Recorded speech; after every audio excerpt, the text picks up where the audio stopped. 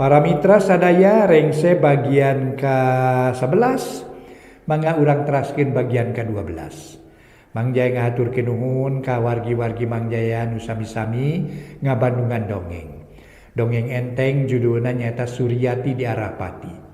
Etang-etang pangbeberamana ka wargi-wargi di mana welinggihna mugi-mugi urang salamina idina kawilujengan, para mitra salamina kaing panangtayungan ti Allah Subhanahu wa taala.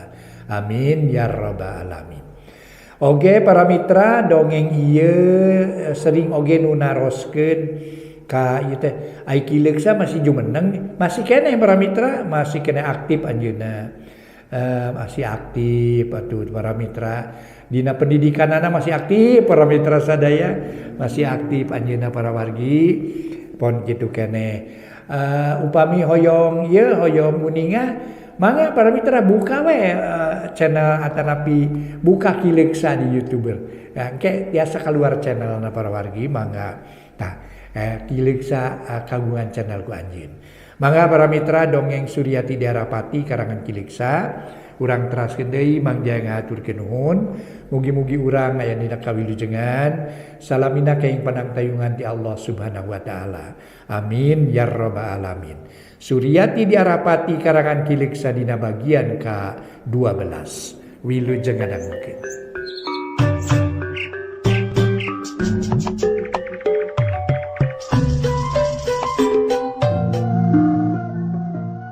Para mitra kaum dangu, alhamdulillah Mang Jaya aya hibar pangduati para wargi tiasa mancen tugas neraskeun hanca dongeng nu katuna carios nyambung judulna Suryati di Arapati ayeuna nincak bagian ka-12. Para mitra anu mulia, mangga urang lajengkeun atuh para mitra ieu dongeng karangan kileuksa kasangakeun kasugri kaum dangu etang-etang hiburan. Memang para wargi anu mulia, patelakna antawis Bahwadi jeung Mang Amid teu bisa disingkirkeun deui. Itu nafsu ieu panas para wargi. Memang hal eta teh nimbulkeun pacengkadan anu luar biasa. Puguh we nempok kitu mah Parman gereuwaseun. Sababapana jadi patelak jeung Bahwadi. Parman bingung manehna kalah ka ngajanteng bari molohok kanu rek tarung. Sedeng Bikarsi mah lumpat teuing ka mana. Celeng harita Bahwadi luncat bari ngayunkeun peureupna. Hiup blos milepas ka gigir. Sabab Mang Amid rikat ngagiwar bari mindahkeun suku kencana. Hiup ngirimkeun peureub nu di arah cukang irung Bahwadi. Tapi Bahwadi gelen budak leutik serangan musuh dirawel, kep ditewak para mitra sarta dicentok sakaligus. Ngan teu hasil sabab Mang Amid gahampangkeun awakna, ngahaja sina nubruk kana dada Bahwadi. Keduk si ku Mang Amid kana dada Bahwadi. Waduh, kurang ajar sia. Bahwadi reuwaseun dadana karasa seueul. Sedengkeun leungeun Mang Amid lesot nu langsung masang deui kuda-kuda. Sok maju deui bah, Mang Amid nangtang hatena geus nekad. Rek ngalawan bebeakan pikeun ngabela anu jadi anak. Ulah waka suka bunga sia. Aing macan ngaku eleh deuleu. Kege ku aing sia. Tingang sia babatokna. Dibandingkeun sia kana batu ku aing deuleu. Rasakeun ku sia. Ulang yang heulakeun babacot atuh buktikeun heula. Tembal Mang Amid daya kasieun, malah hatena beuki panas. Para wargi anu mulia nu sami-sami ngadangukeun ieu dongeng. Bahwadi naha napas sarita teh. Maksudna rek narajang deui. Tapi kaburu aya nu ngagero beulah kaler sorana estu asa tarik ke handauruan. Hop! Hop, eureun aya naon teh? Eureun naon ante teh eureun. Dua nana ngareret ka tempat datangna sora, barang breh Bahwadi jeung Mang Wadi, jeung Mang Amid reuwas sabab sidik pisan anu ngagero teh Pak RT. Harita dituturkeun ku Bikarsi mah nu memang ngahaja neang Pak RT. Aya naon ieu teh bah kawas budak we lalampahan teh? Napa teh siji kolot kikituan? Nu geus heureunkeun tarung teh. Teu baroga ka era kalakuan teh. Ceuk Pak RT bari nulak cangkeng mureleng kanu keur pabeneng-beneng. Ulah waka nyalakeun apa Pak RT? Sabab awak mah kikieuan teh aya alasanana. Lain ngan sakadar ributan teu buku balina oge. Nya tapi abah geus gagabah tarung di buruan batur hartina abah nu pangheulana mawa masalah. Sabab abah aya di buruan imah batur ieu teh. Ceuk Pak RT langsung nyalahkeun ka Bahwadi. Da geus nyaho masalahna ti Bikarsi mah. His. Ulah waka nyalahkeun ka abah? Ta si Amid mimitina. Tong licik bah kuring mah ngalawan sote ngajaga harga diri. Sabab kuring muamikeun lamun awak dihina jeung disiksa ku batur. Wajar we mun kuring ngalawan, nu salah mah abah isuk-isuk geus mawa pipaseaeun ka imah batur beureun oge. Ceuk Mang Amid meuni capetang teu eleh dina nyarita. Geus ulah paheureuras genggerong. Geus ulah paheureuras genggerong. Ayeuna kuring salaku RT rek nanya ka abah. Naon maksudna ngayakeun kikian? Sok jawab. Kuring hayang ngadenge katerangan secara sajujur-jujurna ti abah. Ceuk Pak RT bari melong ka Bah Wadi. Abah mah teu suka atuh jaboga anak diganggu ku si Barman. Sabab anak abah teh rek dikawinkeun ka urang dayeuh. Nu sejen mah weuh hak pikeun ngagoda atawa ngaganggu anak abah. Sedang si Barman geus 2 kali nyieun kasalahan. Tahiji geus kumawani mamawa anak abah ka Sisi Leuwi. Kaduana geus kumawani main susuratan jeung anak abah. Da ieu nu ngajadikeun panghalang kana kalancaran rencana abah. Nu matak si Parman kudu nyingkir ti lembur tak kitu Pak RT. Ari Mang Amid naon dasarna tu pangatarung? Pak RT ngareret ka Mang Amid nu tetep siaga bisi Bah Wadi narajang. Ari kuring mah teu boga niat tu teu puguh pangnatarung teh ngabela anak we jeung ngabela diri. Jeung ngajaga kahormatan diri pribadi kula warga sabab kuring teh teu suka. Teu suka boga anak diusir kitu bae ku deungeun-deungeun boro-boro dina benerna najan anak kuring salah ge teu suka ari nepi ka diusir mah. Lamun anak kuring dianggap salah, nah atuh teu dibenerkeun nurutkeun hukum nu wajar. Kuring moal nampi kana hukuman ngan hukumanna nu bener. Sedang Bah Wadi sangeunahna we ngusir ka anak batur. Sanu rek teu suka atuh. Heuh sanu rek suka. Boga anak dikitu-kitu ku batur, teu suka kuring teh Pak RT. Ceuk Mang Amid bari pepeta nyarita pinuh ku sumanget. Oh, ayeuna kanyahoan atuh kitu mah. Sanu salah jeung sanu bener. Da kulantaran kitu kuring salaku RT menta kasadaran ti duaan. Eureunkeun ieu pertarungan sabab teu akur jeung aturan. Urang teu meunang main hakim sorangan. Sabab eta teh matak namahan ruwet kana sagarupa perkara. Atuh saja bati kitu bakal ngaganggu kana katengtreman ieu lembur. Jadi ayeuna kuring rek mutuskeun bahwa di kudu balik urusan Parman nu dianggap salah teu kudu diusir di lembur sabab manehna ge boga hak pikeun cicing di lembur randu cagap. Sakitu putusan kuring. Ceuk Pak RT bari mencerong ka Bah Wadi. Nu katara bangun keheul ka Pak RT lantaran dirina dianggap salah. Pak RT, eta putusan ku abah ditarima tapi lamun rencana abah gagal, Pak RT kudu milu tanggung jawab. Ari sabab lamun si Parman tetep ngagoda ka anak abah geus tangtu rencana abah bakal gagal. Sabab abah teh bakal wiwirang atuh. Ceuk Bah Wadi leos init ninggalkeun Mang Amid. Jeung Pak RT nu silih reret sedengkeun Parman jeung indungna teu milu nyarita, ukur ngabandungan kana naon-naon nu geus lumangsung. Lila-lila Pak RT nyarita deui ka Mang Amid. Mang Amid, ti mimiti poe ieu sing waspada jaga katengtreman ieu lembur ulah rek saruana. Kudu bisa ngajaga diri jeung hawa nafsu, keun bae. Mun aya naon-naon mah kuring nu baris milu tanggung jawab. Ari sabab Bah Wadi memang kitu adatna sok hayang meunang sorangan.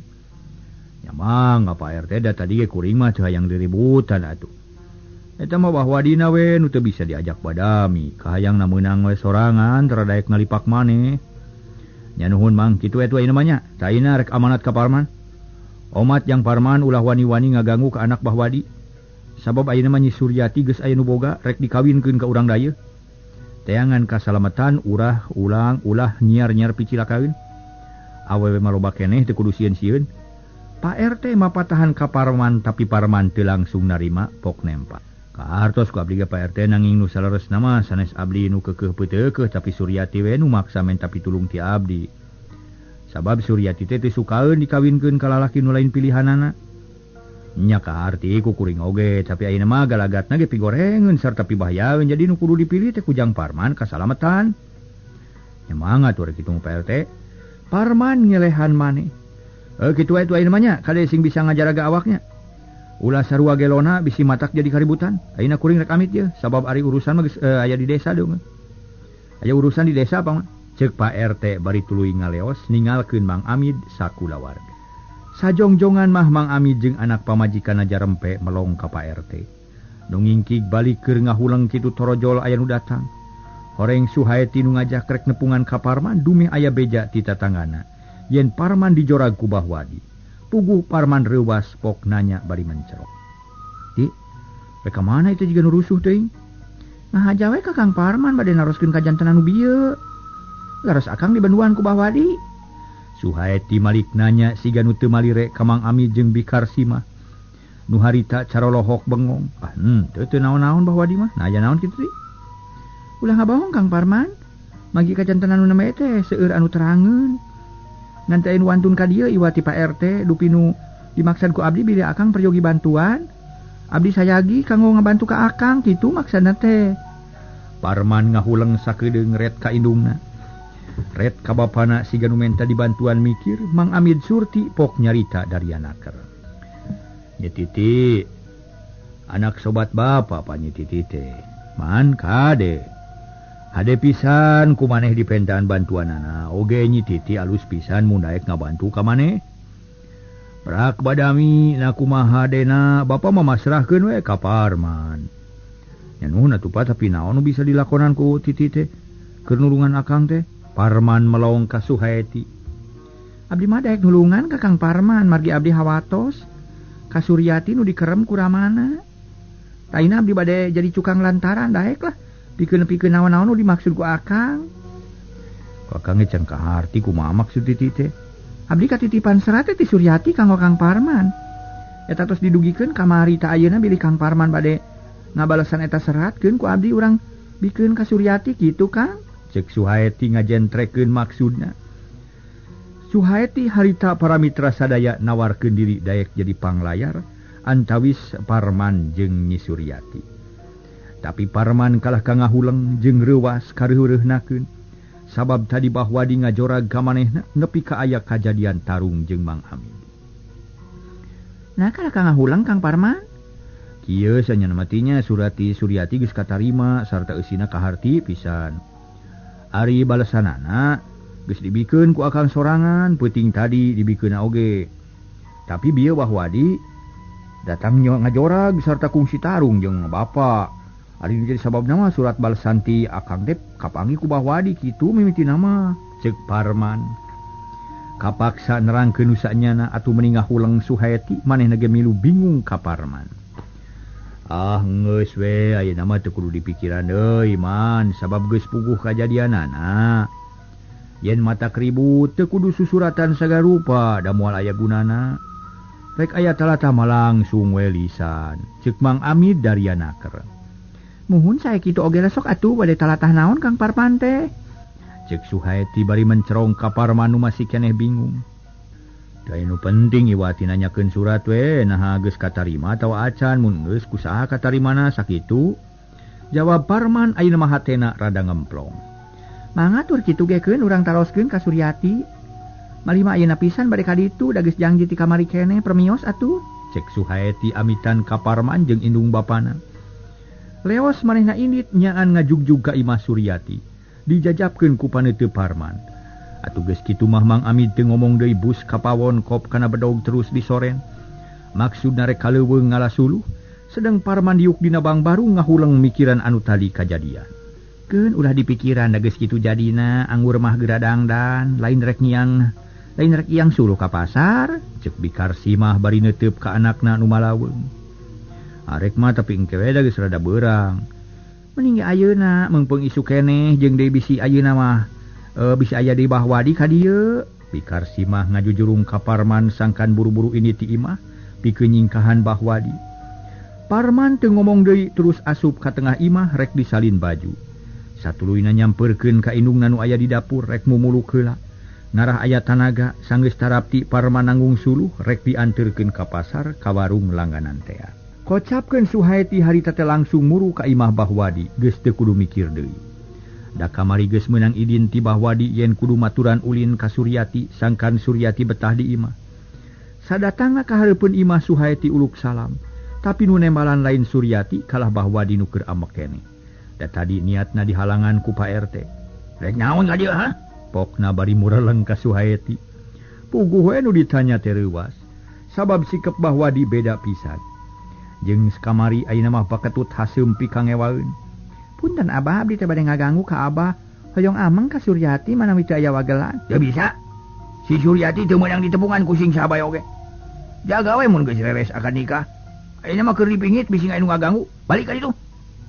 Teu moal lami Abah. Kae kala maksa sia. Aya naon? Aya perlu mabejakeun ka Abah, keun urang tepikeun ka si Suryati. Bahwa dimolotot ka Suhaeti beungeutna katarageuna. Sawios atuh Abah permios. Suhaeti teu wani panjang cumarita. Leos indit bari mawa hate nu handeueul campur keheul lantaran narima ucapan-ucapan ti Bahwadi nu matak seueul kana angan. Tujuan Suhaeti gagal teu bisa nepungan Suryati nu hartina teu bisa nyumponan janji ka Parman. Tapi teu bisa magar kumaha da puguh Bahwadi lain bantrak-bantrakeun, badegong jeung heuras genggerong. Sanggeus Suhaeti balik, Suryati nyampeurkeun ka bapana gek diuk dina korsi. Paroman alum beungeut pias hate bingung bumi alam asa tungkem. Reka mana Suryati? Cicing di imah ulah ka mana-mana. Moal ka mana-mana Bah, yang ngadaweung we atuh da kesel di kamar teh. Jeung di bieu teh nguping Suhaeti ka dieu, nah ku Abah make dipiwarang mulih deui. Keun atuh sinamaturan abdi di dieu. Ti beuting keneh geus dibejakeun ku Abah. Yen maneh teu meunang narima semah lamun eueuh paidin ti Abah.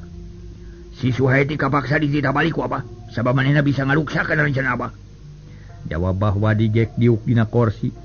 Ku siwal ngajur ngabijilkeun padudan, dak dieusian ku bako mole paladug diseungeut haseupna mulak ka luhur. Abah, Rek naon nya di? ayeuna bade terus terang supados Abah teteg mana. Heuh syukur, bae geura nyarita. Kumaha jawaban si hidup teh nah geus buleud hate. Yen rek satiasa tuh kaden Pendi. Bahwadi ngadak-ngadak jadi marah mai.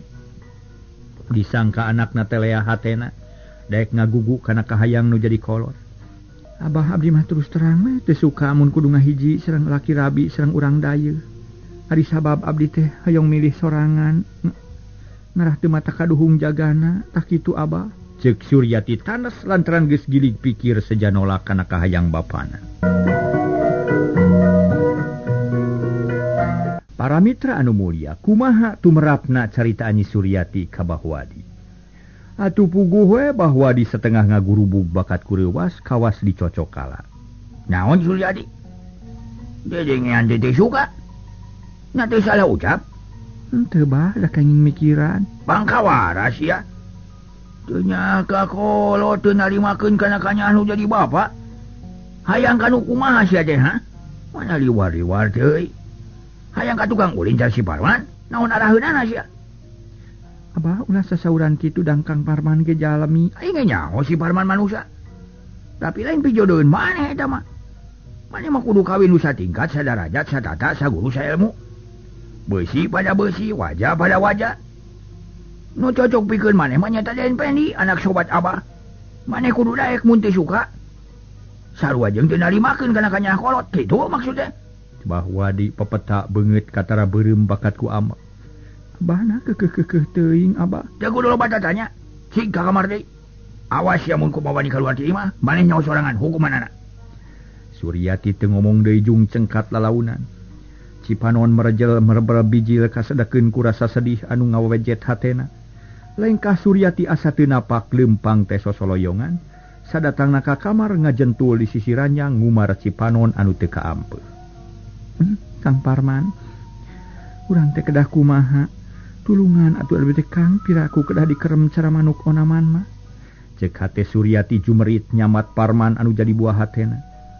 Bareng jeung kitu ditepas kadenge anu ngobrol nyatana Bahwadi jeung buah sahama keur nyawalakeun kajadian tadi. Suryati beuki sedih sabab kadenge pisan yen Bahwadi tas ngajorag Parman, malah kungsi tarung jeung Mang Amid. Dina eta babadamian Bahwadi jeung pamajikanna satuju yen rek nya-nya ngerem anakna sangkan eueuh jalma nu nepungan. Sabab bisi aya nu mangaruhan atawa ngagoda ka Suryati. Tidanget harita Suryati bener-bener dikerem teu meunang incah ti imah. Sagala rupa pangabutuhna dicumponan ku indung bapana. Hayang naon ge tara anu dipungpang asa teu incah ti imah. Tapi kanyataan kitu teh teu matak sugema pikeun Suryati. Malah kacida matak sedihna da buktina awakna beuki orot, beungeut kanyos jeung sepak taya bedana jeung nu gering nangtung. Gancangna carita waktu ditunggu-tunggu teh kasampeur. Sumanta jeung Pendi datang ka lemur randut cagak. Langsung ka imah Bahwadi harita teh isuk-isuk. Urang lemur randut cagak geus loba nu init ka sawah atawa ka kebon atawa ka tempat-tempat pagawean sejena. Atulang kanu nyaho para mitra, aya semah ka Bahwadi teh.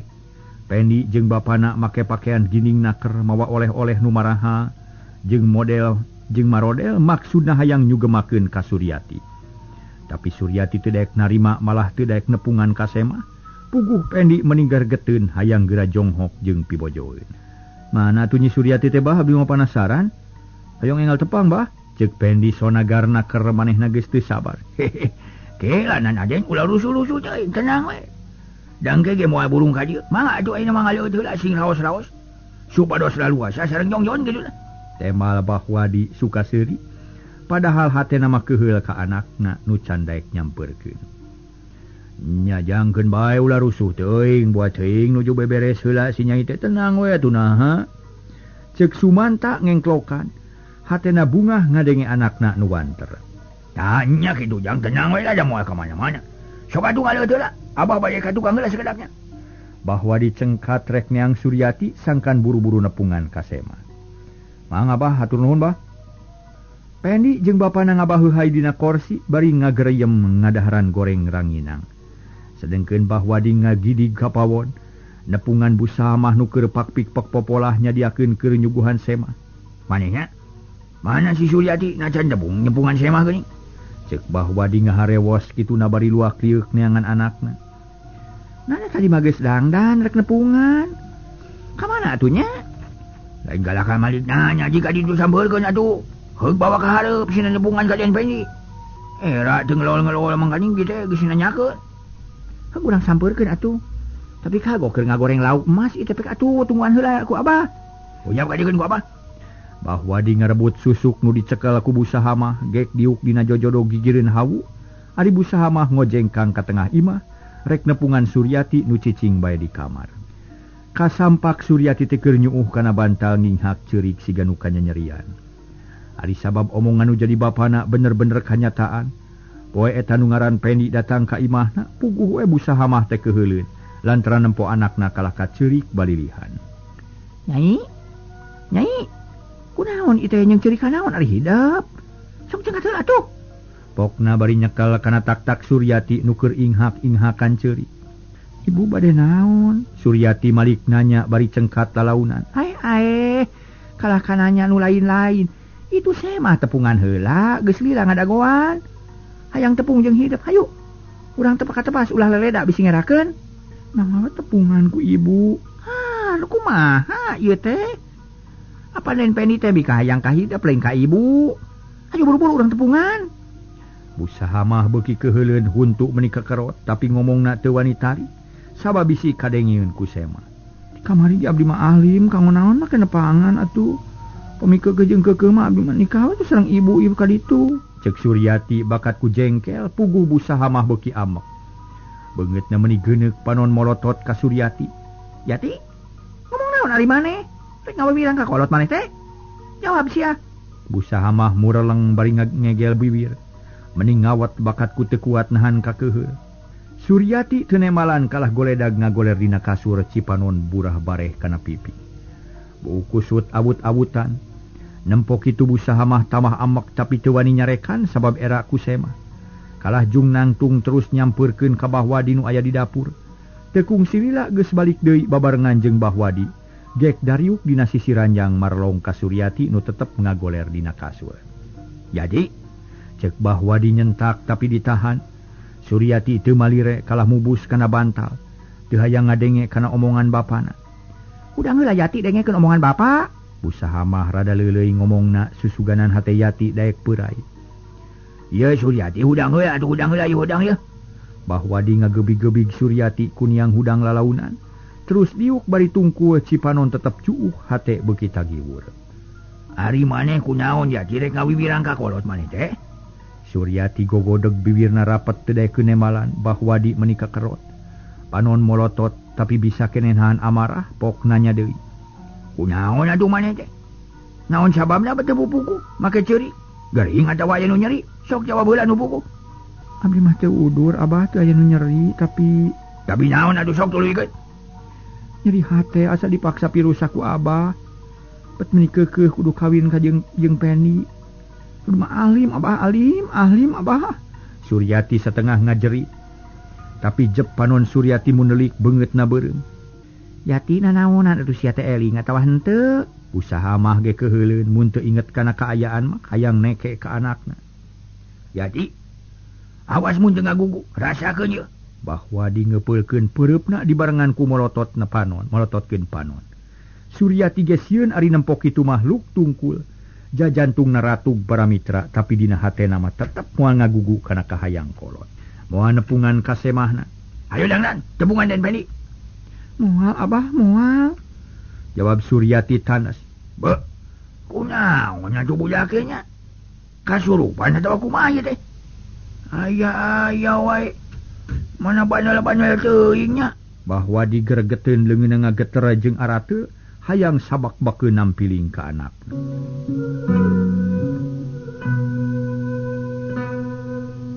Barang ningali kaayaan nu jadi salakina kitu kanu jadi anakna atuh busaha mah harita teh nyoba-nyoba neangan jalan sejen.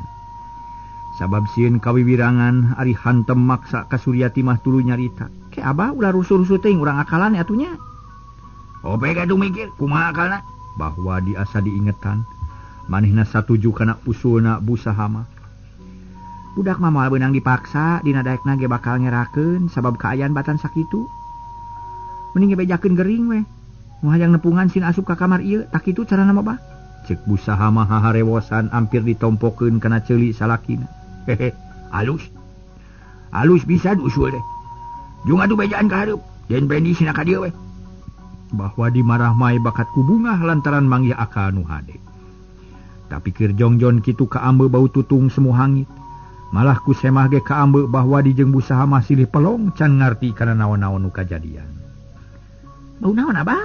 Alah, goreng lauk tutung. Cek Bahwadi bari setengah luncat ka tengah imah, labas ka dapur busaha mah reuwas manehna milu ka dapur.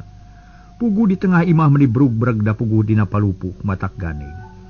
Hal ieu mata kaget pikeun Pendi jeung bapana mah sabab pribumi teh bangun anu manggih ka reuwas. Harita Bahwadi jeung busaha mah geus tarpi ka pawon duanana colokok bari gogodeng. Nempo goreng lauk emas ngebul dina katel para mitra geus tutung meuni renghek. Taya araheunana lir ibarat areng we Bahwadi narik napas jero pok nyarita lalaunan. Cilaka ibuna. Goreng lauk teh asak teuing moal bisa disuguhkeun ka semah. Ieu kabeh gara-gara si Suryati nu nurus tunjung budak teh teu nurut ka kolot bisanya. Atuh make ditinggalkeun tadi teh. Busaha mah kalah ka Maido. Hatena handeueul nempo lauk sagede dampaleungeun tutung. Apa di teh angku ibuna dabonganna teu becus ngolos si Yati. Nyabongan we ku Abah make dicitah da tadi ge kuring mah keur popolah di pawon Abah teu becus ngolo budak. Kalah ngandalkeun pamajikan. Dasar awewe rewel kalah kabalik-balikeun segala teh. Geus bukti teu dibalikeun mah tutung. Usaha mah nunjuk kana katel. Nu masih keneh mulak ku haseup bau tutung beuki segah. Geus atuh lah. Tulau tutung napikeun bau lah. Bahwa di jamedud baeud. Terus asup deui ka imah bari ngalenghoy hate jengkel para mitra. Sirah lieur jajantung ratug jeung asa capek teu puguh. Busaha mah teu ngomong deui manehna ngelehan maneh nyait katea anu mulak ku haseup lauk. Tapi kulantaran gempeur jeung keheul, nyaitna teu ati-ati jeung poho teu make ceumpal puguh we panas lain di kieuna. Busaha mah mangajerit bari ngalungkeun katel panas, kombrang ningang seeng lauk tutung awur-awuran. Ngadenge nu ngajerit jeung abrong-brang Bahwadi nu karek tepi ka tepas lumpat di ka dapur dituturkeun ku Sumanta jeung Pendi bari nanyakeun kanu di dapur. Kunaon ibuna? Kunaon ieu teh? Bahwadi tuturubun ka dapur kareuwas namahan.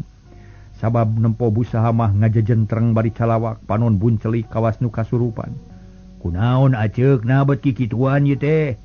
Sumanta nanya bari nyampeurkeun ka busaha mah. Tuluy para mitra harita teh dipayang kuduaan jeung Bahwadi.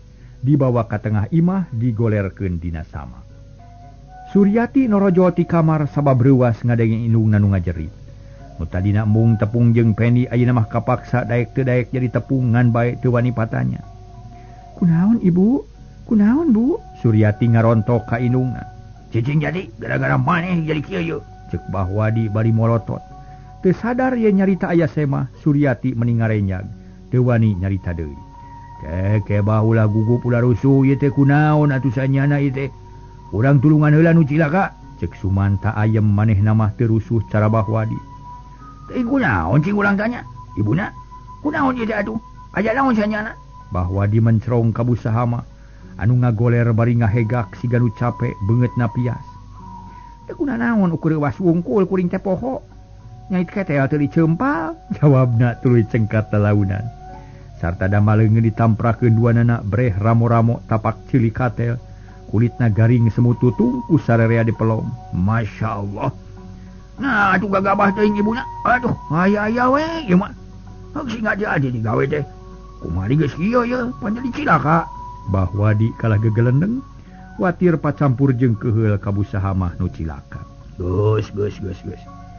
Ulah ngagelendeng nu cilaka moal aya gunana. Mending buru-buru ubaran ngarah teu panas teuing. Kuyah we balur. Cek Mang Sumanta. Dariana keur tapi najan kitu oge hatena mah ngarasa heran.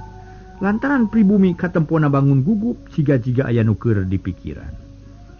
Bahwa di teu ngomong deui para mitra sadaya leos ka pawon. Ari balik deui geus mawa uyah sacangkir tuluy dipake ngabalur leungeun busaha mah. Nu keuna ku katel panas. Busaha mah muringis lantaran leungeun beuki nyeri. Kuring mah heran aya naon atuh bae teh sanyana atuh. Sabab ti tadi ku kuring dititenan Abah jiga nu kaweurna keur ieu teh. Sumanta ngawani-wani maneh nanyakeun ka Bahwadi. Ah, daya naon manta?